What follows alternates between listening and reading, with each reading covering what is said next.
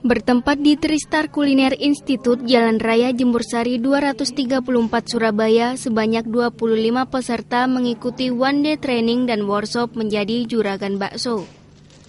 Bakso yang bulat dan kenyal ini sangat banyak penggemarnya. Saat ini jenis bakso semakin variatif. Selain bakso daging sapi, bakso udang, bakso kepiting, bakso ikan, bakso cumi, dan bakso ayam, penambahan bahan-bahan ini menjadi bakso lebih bergizi dan sehat. Namun dengan syarat tidak ada penambahan bahan-bahan kimia yang berbahaya bagi kesehatan, seperti boraks dan formalin. Dalam training dan workshop yang dilakukan di Tristar Kuliner Institute ini, peserta diberi penjelasan mulai dari pemilihan bahan yang baik, pengolahan, pengemasan, hingga pemasaran. Mengenal usaha bakso daging berarti berbicara tentang potensi usaha bakso daging itu sendiri, baik skala nasional maupun daerah. Peluang usaha bakso secara garis besar dibedakan atas dua hal, yaitu usaha bakso daging siap saji dari tingkat gerobak, warung, sampai resto, yakni dengan menjual bakso kuah siap saji. Yang kedua adalah bakso daging dalam bentuk kemasan dan curah, yang digunakan untuk kebutuhan pasar non siap saji. Kalau ukurannya sehat kan, ukuran sehat biasanya itu kan lebih mengarah pada manfaat ya. Mungkin yang bakso tanpa lemak itu sehat. Tapi kalau kita kembali kepada ini pada levelnya masih di tingkat aman, karena kita lihat segmentasi pasarnya, kita sesuaikan. Jadi kita mencoba untuk menggunakan bahan-bahan yang ada di tengah keterbatasan bahan baku daging itu kan, kalau yang bermutu tinggi yang kayak tanpa lemak itu kan mahal. Sementara sekarang kan terjadi banyak krisis gitu loh.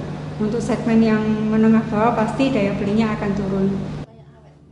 Dalam workshopnya, Yuyun juga menjelaskan tentang teknik emulasi, yaitu cara membuat adonan dengan mengikat lemak, minyak, dan air, sehingga tidak terpisah. Untuk aplikasi adonan bakso daging agar lebih murah bisa menambah lemak sapi atau minyak.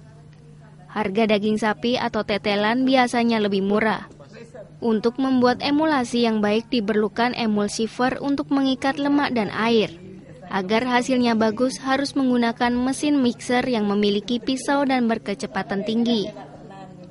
Peserta yang mengikuti one day training dan workshop menjadi juragan bakso di Tristar Kuliner Institute ini ada yang masih awam, dan ada yang sudah berjualan bakso seperti Sutikno. Peserta yang sudah berjualan bakso sebelumnya mengaku senang dan sangat membantu dirinya untuk melangkah lebih maju.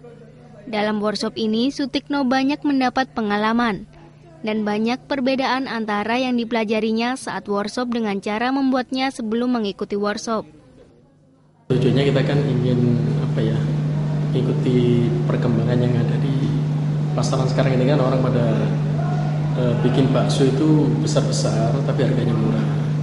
Sementara kita kalau nggak ikuti pelatihan seperti ini, itu kita bikin bakso itu untuk ikutin dengan harga jual yang sama, ukuran besar kita nggak dapat untung. Hanya tujuannya kita supaya gimana kita bisa survive, usaha, dapat untung yang banyak, kemudian produk kita bisa seperti yang ada di pasaran sekarang ini. Untuk membuat bakso yang tepat diperlukan pengolahan yang tepat pula. Mutu bakso daging yang dijual meski dari gerobak atau eceran dalam kemasan harus standar. Pengertian standar bahwa bakso yang dijual harus sama, baik bentuk, rasa, dan teksturnya. Dalam membuat bakso yang sehat, Yuyun mengatakan yang sangat penting dijaga selama pembuatan bakso adalah kondisi bahan baku daging sebaiknya harus dingin dari proses penggilingan daging sampai pencetakan.